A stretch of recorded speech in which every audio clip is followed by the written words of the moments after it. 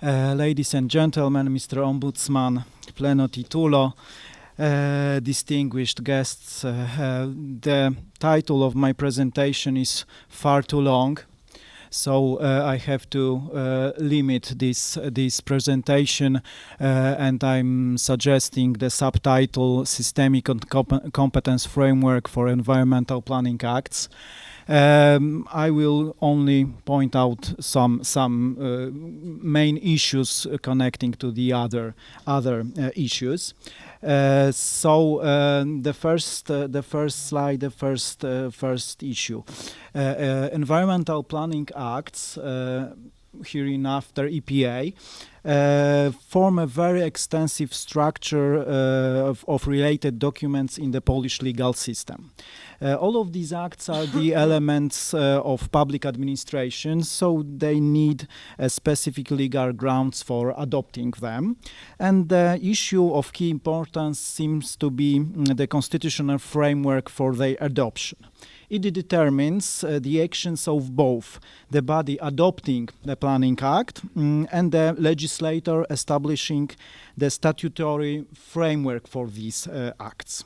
The planning acts, we are talking about such documents as plan, program, strategy, concept, prioritized study, policy, etc., etc., are the basic instruments of state's policy and its formal expression. It's the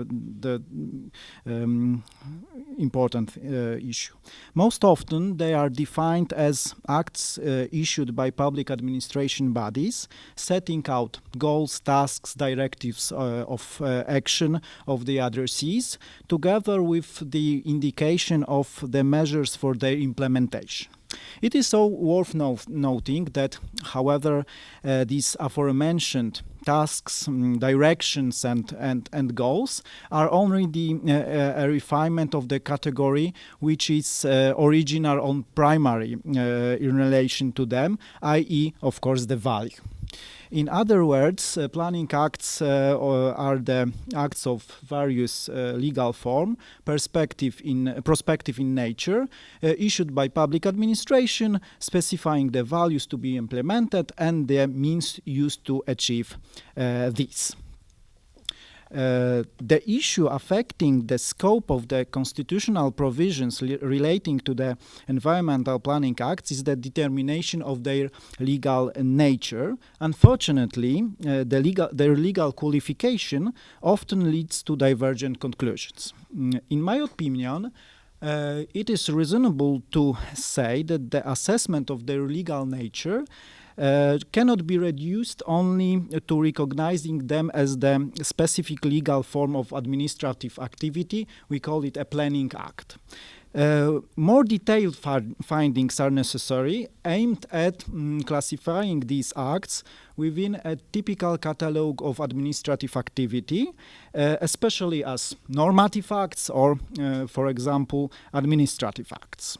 The main argument for me determining this is the need to define the scope of control of planning acts, and of course connecting to the title of the presentation, since the Constitution does not refer to the concept of planning act, the implementation of the aim of the presentation, it would be difficult without making more detailed distinctions.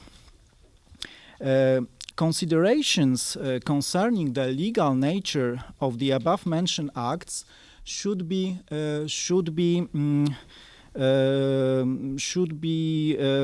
started with an assessment of their normative value. In this context, it can be noted that EPA are documents with different content. Prima facie, unlike typical normative acts, like, for example, statutes. They include provisions like indicative provisions, data information or forecasts, influential ones, encouraging the taking of specific actions, and the most important imperative ones, directly indicating the behavior of the generally defined addressees by establishing binding goals, tasks, values, and methods of acting with associated negative legal consequences if in case of failure to implement them. Referring to the imperative provisions, it should be assumed that all the EPA can be considered normative acts. This is, of course, dependent on the specific provisions adopted in the given act, which are shaped on the basis of relative freedom. Nevertheless, the statutes provide grounds for formulating a normative content of the analyzed documents. Polish statutes, of course. This conclusion includes the following elements of statutory regulation. 1. A clear indication that we are dealing with an act of local law. Second, introducing a requirement that a given planning act be consistent with another or included in another act. 3. Making the content of the administrative decision dependent on the provisions of the Planning Act. 4. Imperative to achieve goals, directions, or actions, the failure of which may cause negative legal effects. And 5. Clear authorization to formulate in the Planning Act obligations and limitations concerning specific entities, including those located outside the administrative apparatus. Given the nature of the addressees of the imperative provisions of EPA, these acts include both acts of universally binding law and acts binding only within the structure of public administration bodies. Constitutional determinants of EPA could be divided into systemic and competence determinants, substantive and procedural ones. Later, as I said, I'm going to focus on the first group, but the second group was discussed by me, in fact, at the May conference in Budapest, and the last one will only be signaled. EPA determines of a systemic and competence nature. First of all, it is worth considering whether the fundamental law indicates entities that should be assigned tasks and competences in the field of environmental protection implemented by means of planning acts. The answer is in that article, for me of course, 146 of the Constitution. It introduces the presumption of the competence of the Council of Ministers to conduct the policy of the state. This conducting is a complex process, but for me, undoubtedly, adopting by the Council of Ministers of Planning Acts, which are an expression of specific concepts in the field of identifying, weighing, and selecting significant values to be implemented, is an element of the process. The objective scope of the above policy covers all areas of social relations. In particular, the policy pursued by the Council of Ministers, including planning acts, relates to environmental protection. Furthermore, it is worth pointing out that Article 146 of the Constitution clearly empowers the Council of Ministers to ensure the security, internal and external, of the state. This concept includes inter alia ensuring ecological security for present and future generations, as stated in Article 74 of the Constitution. Therefore, this aspect of state policy should be of particular concern to the Council of Ministers and thus an important element of the planning acts adopted by the indicated body. In an opposition to such assignment, one can find the regulation of the Constitution according to which the local government participates in the exercise of public authority by performing a significant part of public tasks. In the analyzed context, this means the necessity to guarantee in statutes a significant scope of powers for local government bodies to adopt EPA. We are dealing with the implementation of this assumption on the basis of regulations concerning, for example, so-called voivodeship, powiat, and communal or municipal environmental protection programs, as well as air protection program or short-term action plan. These are the names from Polish statutes. All of them are the subject of resolution of local government bodies. Against the background of the statutes, a certain regularity can be seen that reflects the constitutional assumptions. These planning acts, which first are more of an implementation in nature in relation to environmental policy, second, provide for subjectively, objectively, and territorially specific values, goals, tasks, and measures. Third, result in orders or prohibitions, direct orders and prohibitions, directed at entities located outside the public administration system, are adopted by local government bodies. On the other hand, the sphere of general environmental planning, including generally defined values, goals, tasks, and measures, a general reference to the entire territory of the state, is of course the domain of the Council of Ministers and the minister responsible for the environment or climate, because we have those two spheres. Furthermore, the regulation of environmental planning acts presupposes that they include also the values of other spheres of social relations and their implementation at different levels of territorial division, for which different authorities are responsible, public authorities are responsible. These are the premises for making reference to the constitutional principle of cooperation between public powers. Compare the preamble of the Constitution. You have it on the slide.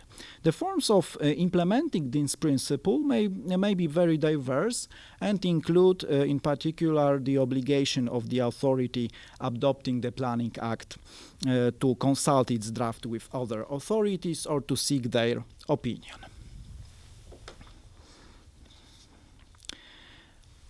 One of the obvious foundation of a democratic state ruled by law is the principle of legalism. Taking into account the nature of planning acts as normative acts, the constitutional determinant contained in Article 94 in conjunction with 87 of the Constitution should be indicated. Pursuant to this regulation, planning acts of local government bodies, including generally applicable legal norms, may be established only on the basis and within the limits of authorization contained in the statute, i.e. in an appropriate normative act of the Parliament. Some doubts, however, are raised by these authorizations, which do not clearly indicate the form of the local law act, but require interpretation on the basis of the content and effects of the given planning act, i.e. on so-called material criterion. This applies in particular to environmental protection programs. It is not clear if they have internal or universally binding nature, and even if they are normative acts.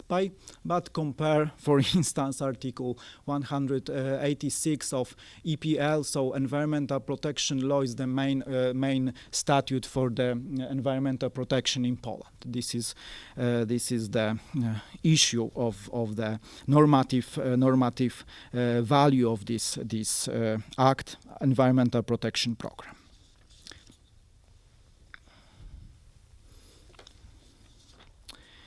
The limits of issuing acts of internal law are determined mainly by Article 93 of the Constitution.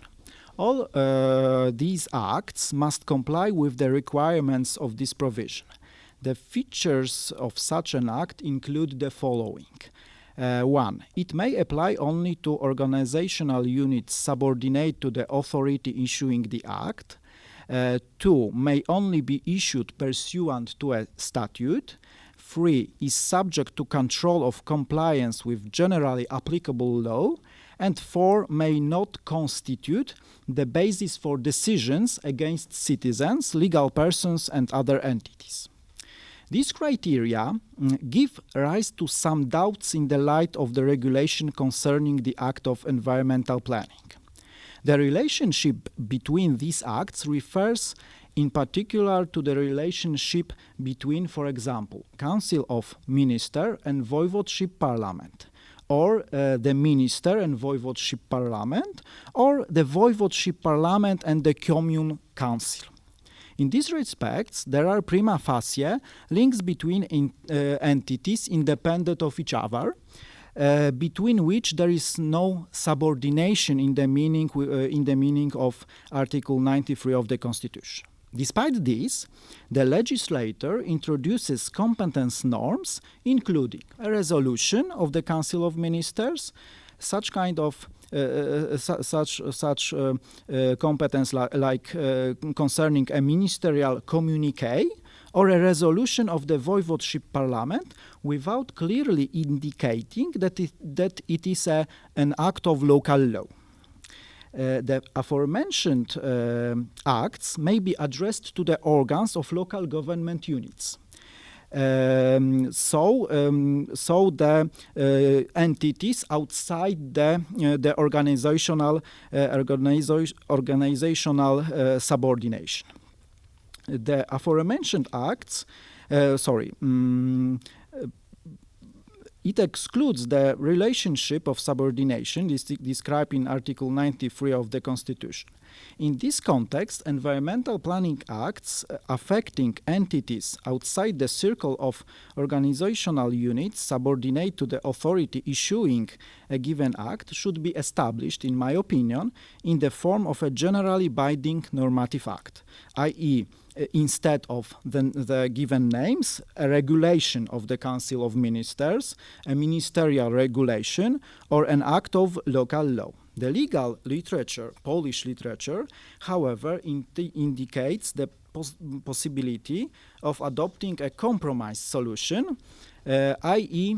Distinguishing the third category of sources of law, intermediate between generally and internal law, generally binding and internal law. It is referred to as sui generis sources of law, informal sources of law. Nevertheless, in my opinion, the distinguished concept contradicts the intentions of the authors of the Constitution, for whom the constitutional system of sources of law is dualistic and closed. The consequence of distinguishing environmental planning acts as normative acts is the necessity to refer to them the constitutional principle of hierarchical structure of the system of legal sources.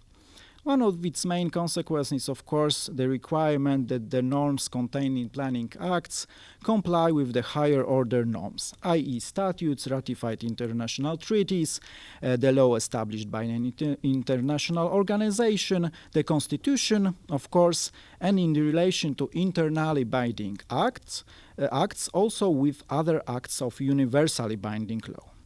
This rule might be problematic in the context of the statutory dependence of the Planning Act, an act of local law, example Air Protection Program, on the resolution of the Council of Ministers or on the communique of the Minister responsible for climate. It means, indeed, a requirement that an act of universally binding law must conform to an act of internal law, which is inconsistent with the constitutional regulation. Okay, so I'm going to finish, yeah? Yes, of course. Okay, so the next one is the main issues concerning the other constitutional determinants, I mean substantive and of procedural nature, so you can read this. And the conclusions before my presentation are as follows. The Constitution provides for a general allocation of powers to issue EPA, I mean the Council of Ministers and local government. This is combined with the need for cooperation between the public powers. The fundamental law defines the requirements for the legal statutory basis of environmental planning acts. The Constitution formulates the requirement that the imperative provisions of EPA comply with the higher order norms, and the last two regulations raise doubts in the context of statutes when they require compliance with formally internal planning act by non-subordinated units or by generally binding acts. Thank you very much for your attention and the partners.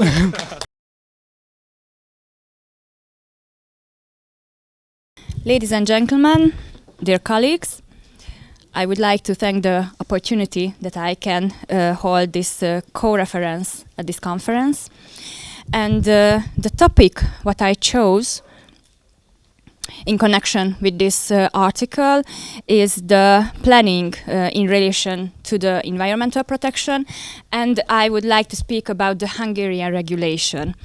So, first of all, the rules of the planning system in the connection with the environmental law is in the Environmental Protection Act in Hungary, and this act is a framework law.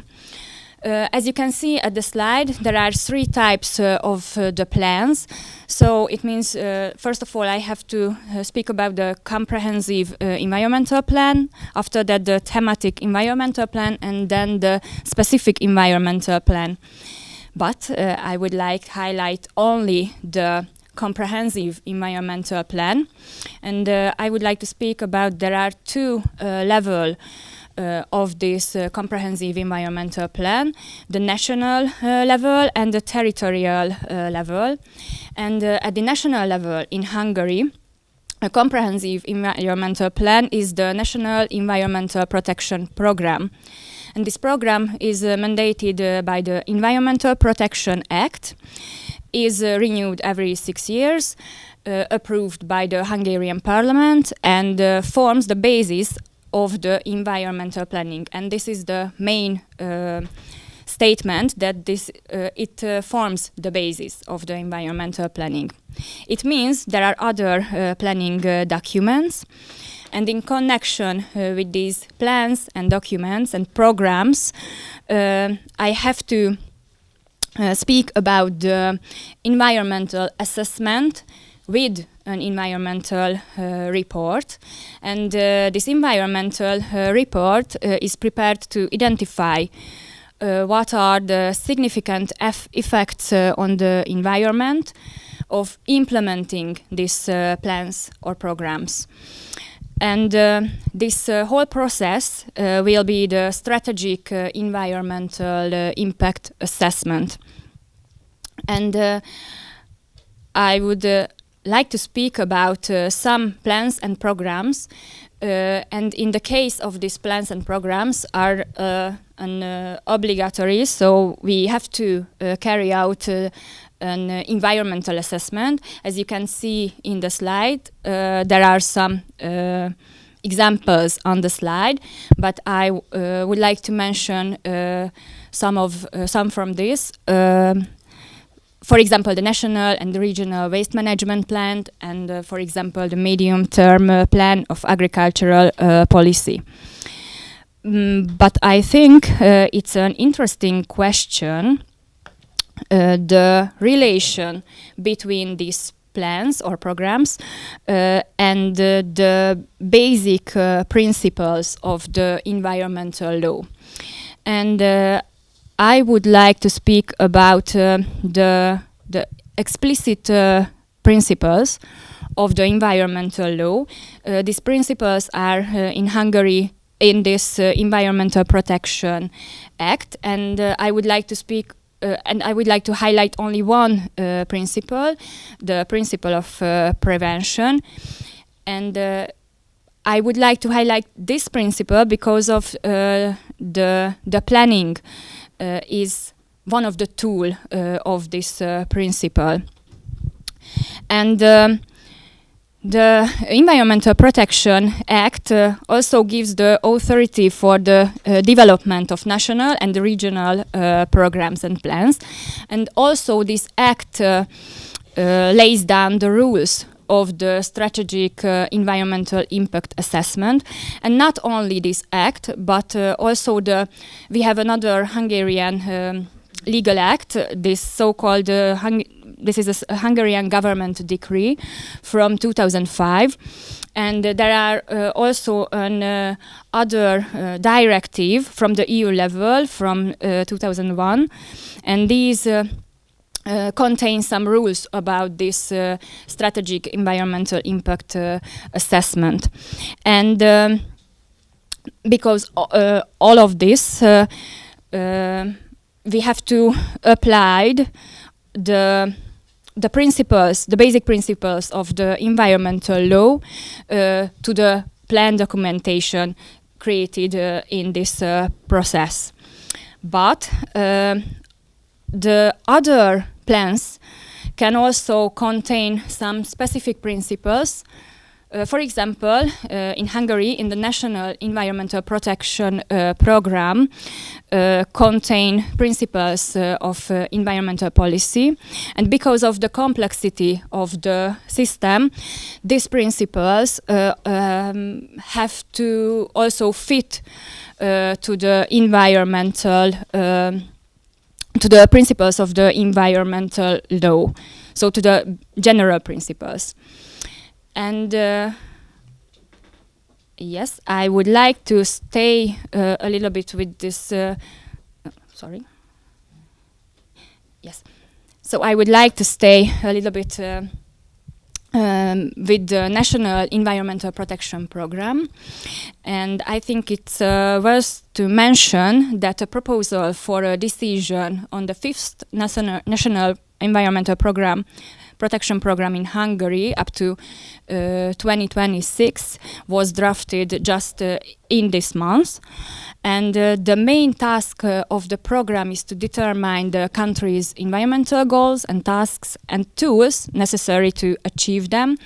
And the overall objective of this program is to improve the environmental status of Hungary and to ensure the environmental conditions for sustainable development. So this program provides the foundation to implement the constitutional provisions which are prescribed in the Hungarian fundamental law. And I have to mention 3 articles from the fundamental law, namely the Article P, Article 20 and Article 21. Which articles declare the priority management of natural resources, the right to physical and mental health, and the right to a healthy environment. And I would like to speak one more words from about this program. So the National Environmental Protection Program is a comprehensive national strategic plan document of the environmental aspect, which provides a framework for all environmental strategies and programs and plans. So, as you can see, the Hungarian Environmental Protection Act means the framework of the National Environmental Protection Program, and this program means the framework for other programs and plans.